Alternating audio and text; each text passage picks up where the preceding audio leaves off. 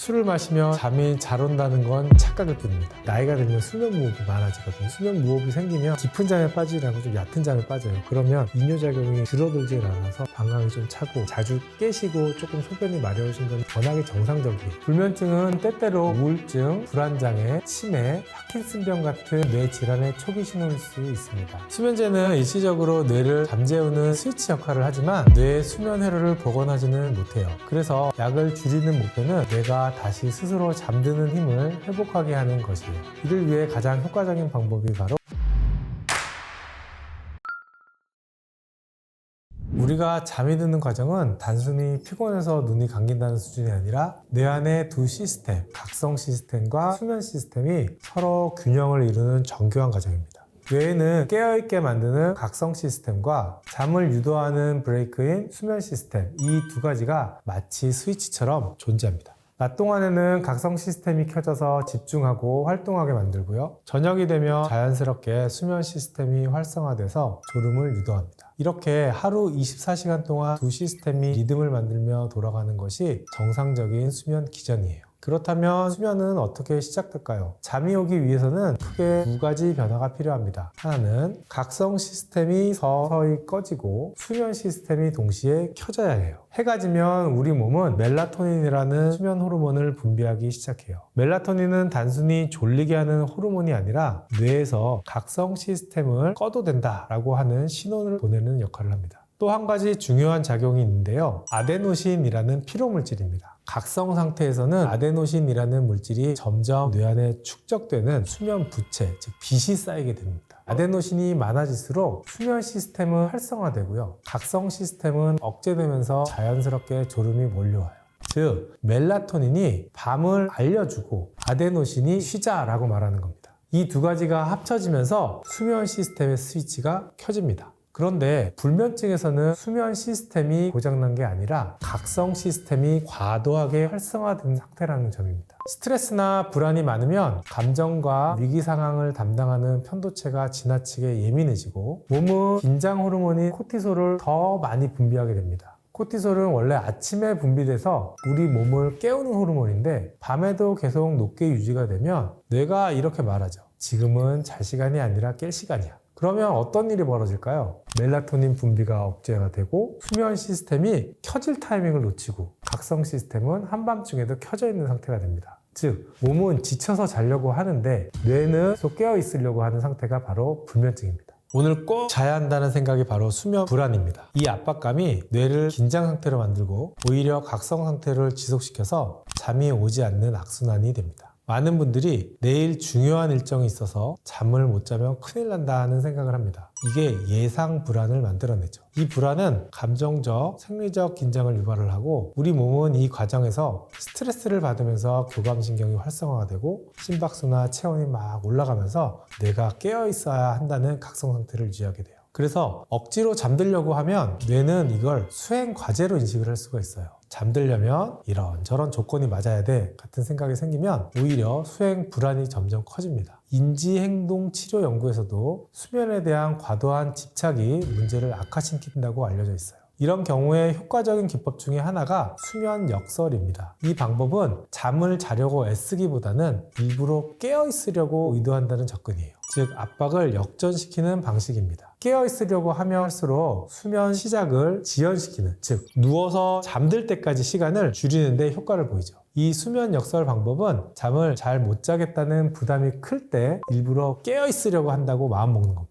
이렇게 하면 잠을 꼭 자야 한다는 과도한 수행 압박이 줄어들고 긴장도 낮아지면서 자연스럽게 수면 시스템이 작동할 수 있도록 돕습니다. 다만 이 방법은 초기에는 익숙치 않을 수가 있지만 일관된 연습을 통해 꾸준히 하신다면 효과를 볼 수 있습니다. 사람마다 잠자는 시간이 다를 수 있어요. 쇼트 슬리퍼, 롱 슬리퍼라고 해서 수면 시간이 3시간, 4시간만 돼도 몸에 전혀 문제가 없으신 분들도 있고 12시간씩 자야지 몸이 버텨주시는 분들도 있고 하는데 요거는 병적인 경우고 실질적으로는 그렇게 많지는 않아요. 굉장히 드물고 잠이 부족하다는 것은 낮에 졸린 경우들이 많아요. 그래서 가만히 있을 때 꾸벅꾸벅 존다든지 이런 경우들이 있다면 내가 밤에 잠이 부족한 경우들이에요. 그래서 나는 4시간만 자도 괜찮아. 이런 분들도 실제로 보면은 4시간만 자도 되는 굉장히 희귀한 적은 그런 분들이 아니라 실질적으로 7시간을 자야 되는데 내가 4시간만 자도 나는 몸이 튼튼해. 버틸 수 있어 라고 얘기하는 경우들이 더 많죠. 7시간 정도 자라고 말씀을 드리거든요. 7시간, 7시간 반 정도 주무시는데 이거를 1시간 뭐 요즘 그런 거 있잖아요. 1시간 반 자고 깨고 1시간 반 자고 이런 거 얘기인데 그런 거가 정말 나빠요. 7시간 반 정도를 한 번에 자야지 이 수면 패턴이 얕은 잠, 깊은 잠, 렘 수면 다시 뭐 이렇게 패턴을 계속 하면서 수면 부채가 점점 없어지거든요. 그렇게 해서 없애야지 한 사이클을 마쳤으니까 여기서 수면 부채가 없어졌으니까 끝. 한 사이클을 마쳤으니까 수면 부채가 끝. 이렇게 자는 건 아니에요. 불면증은 때때로 우울증, 불안장애, 치매, 파킨슨병 같은 뇌 질환의 초기 신호일 수 있습니다. 예를 들어 우울증 환자의 80% 이상이 불면증을 동반하고요. 치매 전 단계에서도 수면의 질이 떨어지는 경우가 많아요. 즉 잠이 안 오는 게 단순한 생활 문제가 아니라 뇌 기능 저하의 신호일 수 있다는 뜻입니다. 그래서 3개월 이상 불면이 지속된다면 반드시 전문의의 상담이 필요합니다. 나이가 들면 잠의 구조가 조금씩 깨지고 잠의 패턴이 조금 줄어들고 해서 잠 자체가 쪼개지는 경향이 좀 있어요. 근데 쪼개지는 경향을 우리가 뭐 어떤 걸 한다고 완전히 고칠 수는 없지만 일정한 생활 패턴을 가지시는 게 제일 중요해요. 첫 번째로는 일정한 시간에 자고 일정한 시간에 일어나고 낮잠을 피하고 커피, 술, 담배 이런 것들을 좀 피해 주시고 규칙적으로 근육 운동이나 유산소 운동을 매일 해주셔서 몸을 수면 부채라는 거 그런 것들을 좀 쌓게 해서 잠을 자게 하는 게 필요하죠. 초저녁 잠을 주무신다든지 낮잠을 주무신다든지 졸려서 주무시긴 하겠지만 그 낮잠 시간을 보통 30분 이내로 줄이라고 하고 되도록이면 주무시지 말라고요. 밤에 못 잤으니까 나 졸려서 피곤해서 낮에 자야지 라고 생각을 하시는 거는 조금 착각이고요. 차라리 밤에 못 주무신다고 하면 억지로라도 낮잠을 참고 졸릴 때 나가서 운동을 좀 하시고 저녁 때 졸린다고 할 때도 꼭 참고 늦게까지 좀 버티셨다가 주무시는 게 조금 더 잠들기도 쉽고 오랫동안 잠을 유지하시는 데 도움이 돼요. 방광이 예민해지는 경우들도 있고 나이가 들면 수면 무호흡이 많아지거든요. 수면 무호흡이 생기면 수면 무호흡이 있는 동안에는 깊은 잠에 빠지라고 좀 얕은 잠에 빠져요. 그러면 깊은 잠에 빠지면 몸 안에서 소변을 배출하는 이뇨 시스템이 약해져요. 낮에는 소변 양이 좀 줄어드는데 얕은 잠을 계속 자게 되면 이뇨 작용이 줄어들질 않아서 방광이 좀 차고 나이가 들면서 방광에 있는 신경들이 좀 예민해지니까 좀 더 빈뇨가 같이 나올 수 있을 확률이 높아지죠. 자주 깨시고 조금 소변이 마려우신 건 워낙에 정상적이에요. 근데 이제 나이가 들면 그 횟수가 조금 더 많아지는 거는 일반적인 노화의 과정 중에 하나긴 한데 그런 것들을 좀 예방을 하려면 운동도 좀 하시고 낮잠도 줄이시고 커피 좋아하시지만 커피도 좀 끊으시고 이런 것들이 필요하죠.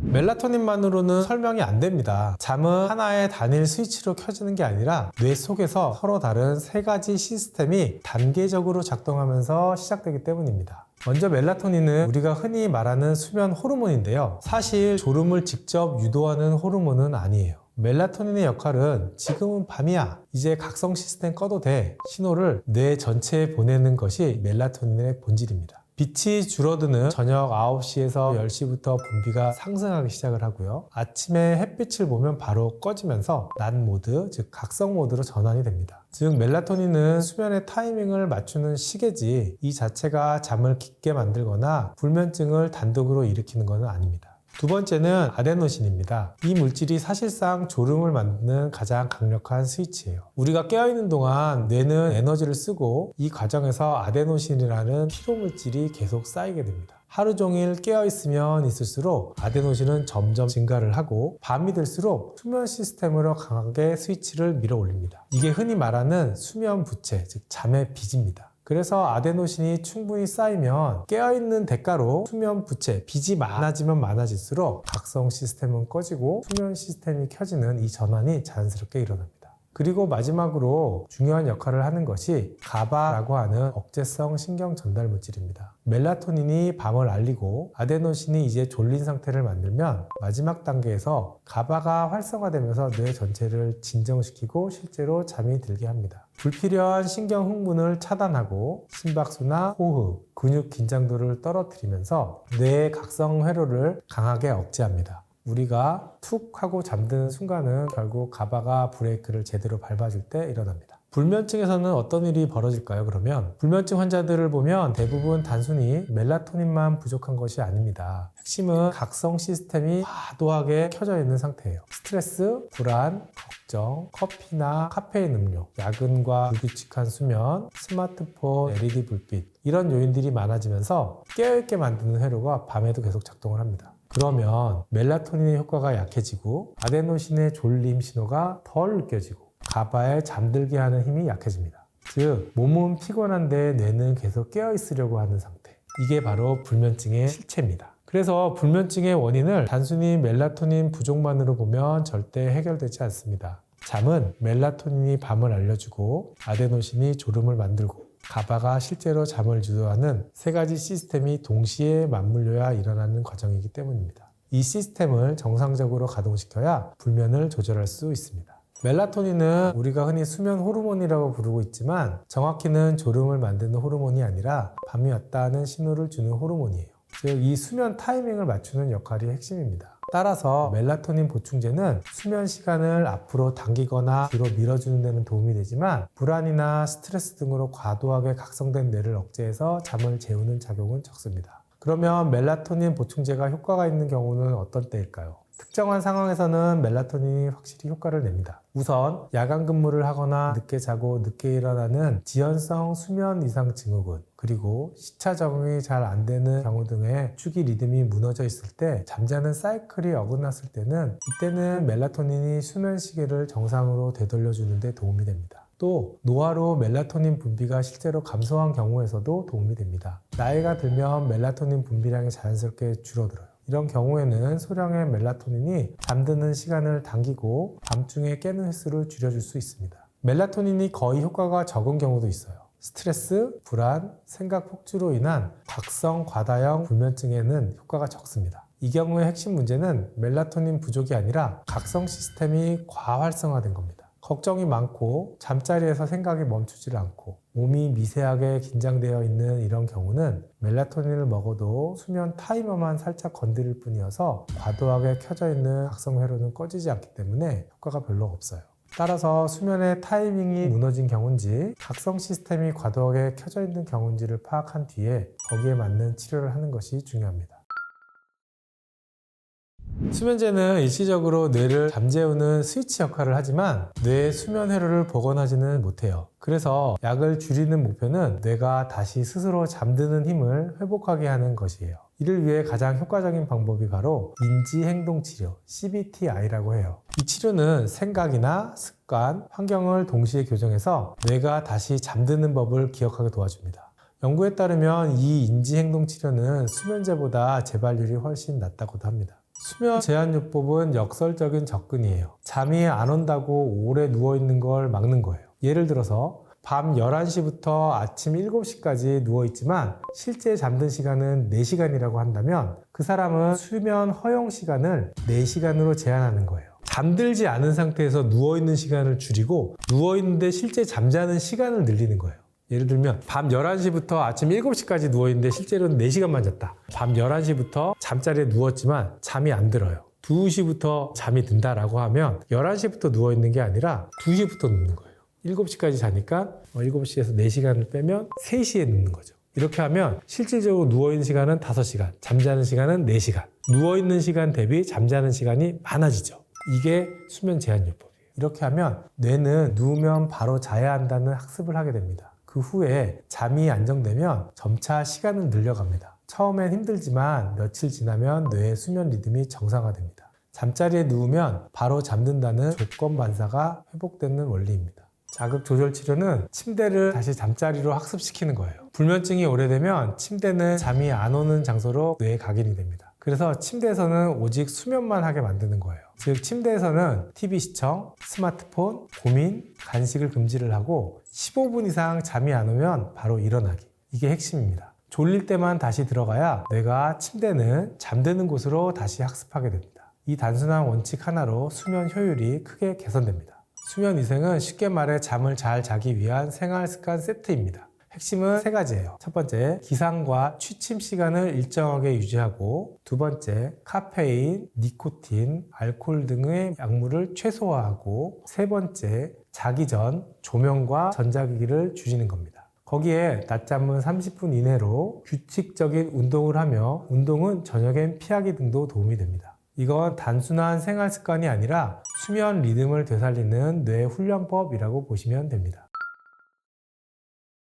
생각보다 훨씬 큰 영향을 줍니다. 이건 단순히 눈이 피곤하다 수준이 아니라 뇌의 수면 시스템 자체를 흐트려 버리는 문제예요. 우리가 밤이 되면 졸리는 이유는 뇌 속의 송과선에서 멜라토닌을 분비해서 이제 밤이야, 잠을 준비해 라고 신호를 보내기 때문이에요. 그런데 스마트폰이나 모니터, LED 조명에서 나오는 블루라이트는 멜라토닌 분비를 강하게 차단을 합니다. 그래서 뇌를 이렇게 속이는 거죠. 지금 낮이야, 깨어 있어야 해 라고요. 실제 여러 연구들에 따르면 잠들기 한두 시간 전에 스마트폰을 사용하면 멜라토닌 분비가 30에서 50%까지 감소하기도 합니다. 이러면 잠드는 시간이 30분에서 1시간 정도 늦어지고 깊은 잠도 줄어들게 되죠. 더 큰 문제는 블루라이트가 단순히 멜라토닌만 줄이는 게 아니라 뇌의 각성 시스템을 직접 자극한다는 점이에요. 블루라이트가 들어오면 시신경을 통해 뇌 속의 각성 중심부로 신호가 전달이 됩니다. 그러면 심박수가 증가하고 교감신경이 활성화되고 뇌파가 깨어있을 때의 패턴으로 바뀌어요. 즉, 멜라토닌은 줄고 각성 시스템은 오히려 더 켜지게 됩니다. 그래서 밤늦게 스마트폰을 보면 몸은 피곤한데 뇌는 계속 깨어있고